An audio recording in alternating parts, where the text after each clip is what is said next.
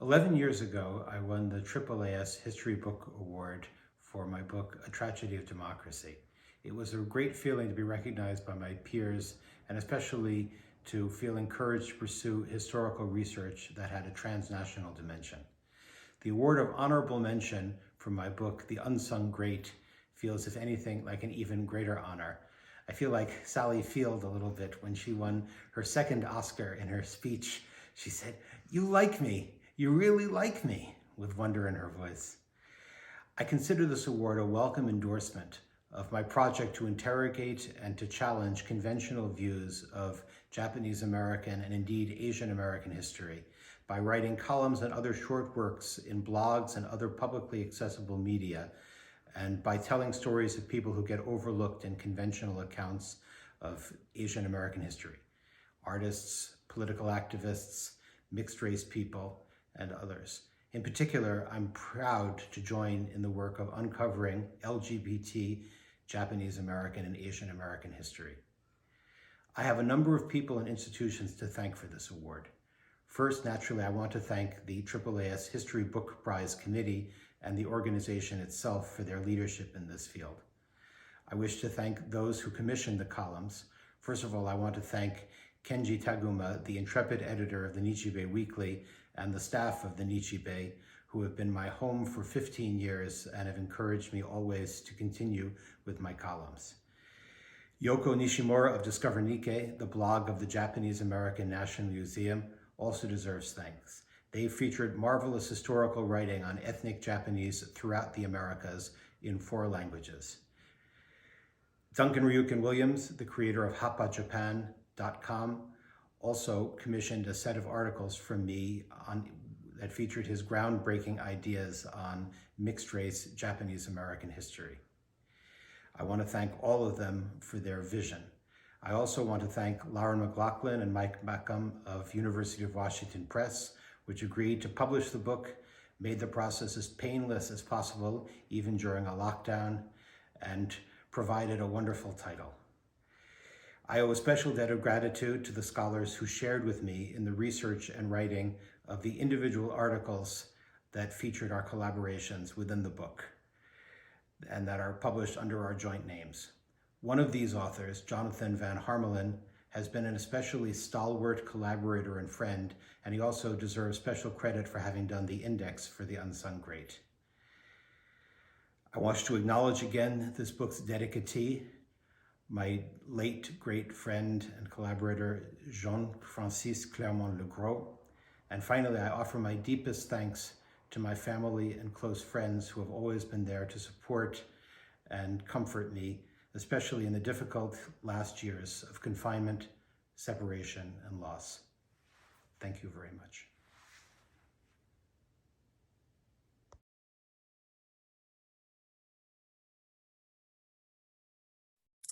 Hello, thank you so much. I cannot express how thrilled and honored I am that In Camps is being recognized by the AAAS.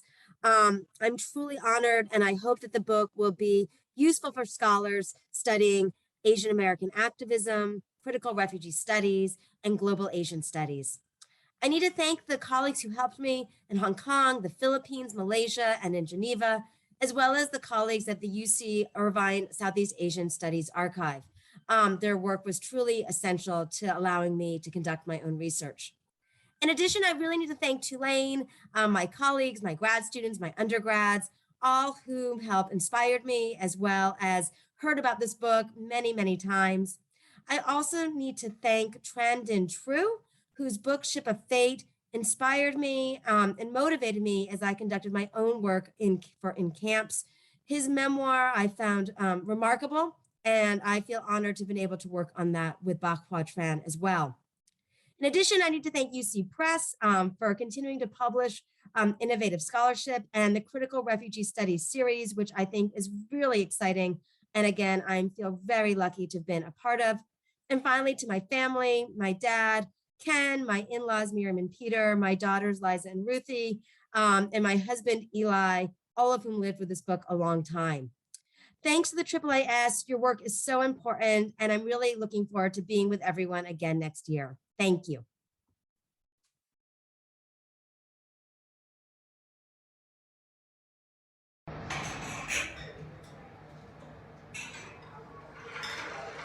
Hi, I'm Lonely Cat, and I'm so honored to receive this recognition from AAAS. I'm filming this video at my favorite Korean restaurant in Chicago, Sansu Gapsam. I'm filming it here as a setting for a metaphorical reason. So as you can see, when you come here, the main draw is this overwhelming spread of banchan. Dozens of little dishes, each crafted with love. When I come here, I feel like I'm at a family feast surrounded by warmth and care. It's a lot like what it feels like when I come to AAAS, a community of people who've mentored, supported, advised, and inspired me, who've been friends, allies, and family. So I want to thank everyone in my AAAS family.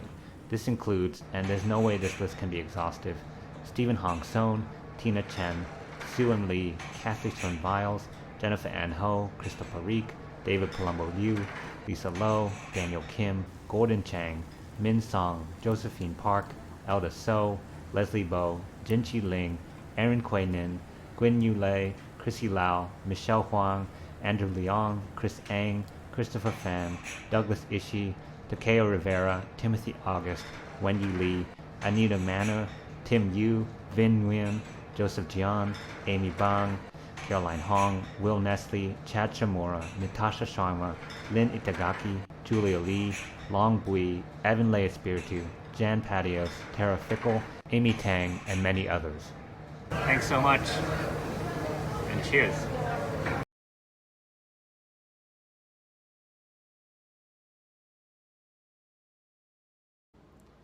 Thank you, AAAS, for honoring the magical language of others. I want to embrace everyone there, so it might be a good thing that I'm here. After writing the memoir in prose, but also translation and poetry, I think my English has gotten worse, but I welcome it because it's a rewilding of my language. First, I'm thinking of my high school English teacher. Living in the States without my parents, I remember she was the first person to say a kind word to me, and looking back, I held on to that very tightly before meeting the teachers who'd take me in. In another way, I've also been helped by terror and discouragement, by failure and grief, but through a sense of magnanimity, I could hold these things together alongside hope and courage, love and human connection. So I want to thank Kate, who led me here, and my librarian at UW, Elliot, my colleagues at UW and also Columbia, at McDowell and Kundiman, everyone at Tin House. I'm indebted to Dami, Emily, and Marcy, our small but mighty group of Korean American women poets and translators. I owe my teachers for giving me a home with words, and my mother, who often spoke about her parents in Daejeon, and my grandmother Kumiko and her life from Tokyo to Jeju Island to the Bay.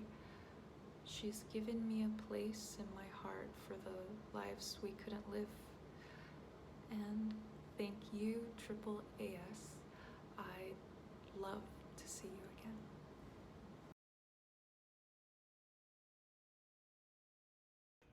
Hello, I am recording this from chilly, springy Cincinnati, Ohio to say thank you so much for this wonderful honor.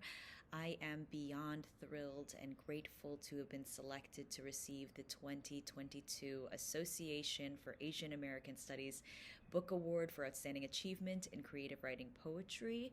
This award is so special to me, and I'm honored to have my work recognized by the AAAS. Thank you so much to President Jennifer Ho, Dr. Carolyn Hong, and the Book Awards Committee, and Benjamin Nakahasebe Kingsley and the Book Award Poetry Selection Subcommittee. I also want to thank my press, Saraban Books, for sending this book out into the world. Then I want to thank the writing communities I've been a part of at Michigan State University, the University of Nevada, Las Vegas, Florida State University, and the University of Cincinnati. I have been so lucky to have met such wonderful writers who inspire me and help me grow.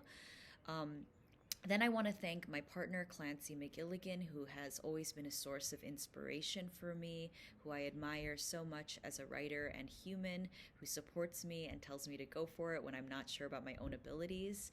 And also my parents, Patricia and Jack Chan, and my brother, Ramel Chan, my muses.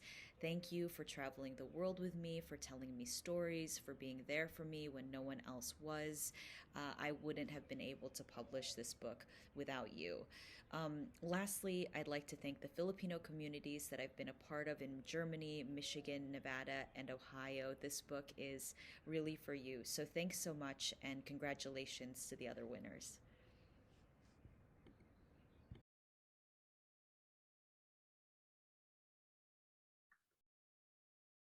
Hi, I'm Sean Metzger. I've scripted something for this occasion with my dog, Cleo. Thank you to the Book Awards Committee and to the subcommittees for reading and engaging all this year's submissions. Rather than reiterate the thank yous that are in the book, I thought I would thank the field, which is composed of people past and present, for the almost 3 decades of intellectual material and effective support you have provided me. There is in this field a commitment to interdisciplinary work, to critical generosity, to aesthetics and politics and their entwinement. My thinking about the processes of racialization owes so much to so many. And for me, the condition of possibility for this award is what I have learned from teachers, mentors, peers, and students, as well as the artists that have shared their time. My naming of and movement through a speculative geography that I call the Chinese Atlantic is meant to open new horizons of inquiry about globalization as it is produced and figured through aesthetic forms. I hope it serves as a beacon for other scholars to navigate the currents that it tracks. My thinking about a particular artistic genre, the seascape, as both a practice and a concept, has placed me in sometimes unexpected proximity to fellow academics. In that vein, I am delighted today to constellate in Professor Bhakarathi Mani's orbit. I want to close first by saying how happy I am to share this recognition with her, and to note one way our scholarship overlaps. Professor Mani writes in her book, Unseeing Empire, the following in references to processes of mimetic identification. To encounter a partial, fragmentary, and incomplete visual document of the racialized self means that we must be able to inhabit another way of seeing. I love that phrase. The emphasis on how we see as opposed to what we see overlaps with my own thinking about racializing optics. Together, I think we envision novel modes of looking at and living through the racialized forms that haunt us. In that experience, there is the potential for misery and also the potential for joy. With Professor Mani, I strive for the latter. Thank you very much.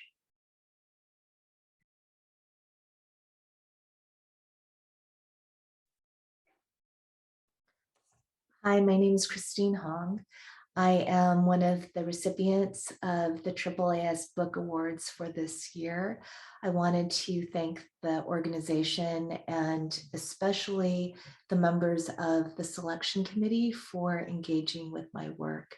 I also wanted to acknowledge the fact that this book, which was 20 years in the making, emerged out of anti-imperialist war organizing spaces. And it was from the conversations and the actions and the planning and the discussions that occurred with organizers, with activist scholars, that much of what preoccupies this book emerged.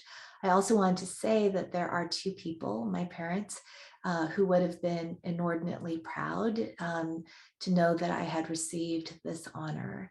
My parents both passed away during the pandemic. I realized that the politics of this book, my parents probably wouldn't entirely be on board with, but it still was the case that before he passed away, my father bought up the stock of Stanford University copies of this book, and he purchased 20 of them to distribute to people. I wanted to say too that the central preoccupation of this work, which is thinking analytically about US militarism, is something that AAAS as an organization really, it's an issue that sort of hits home for so many of us.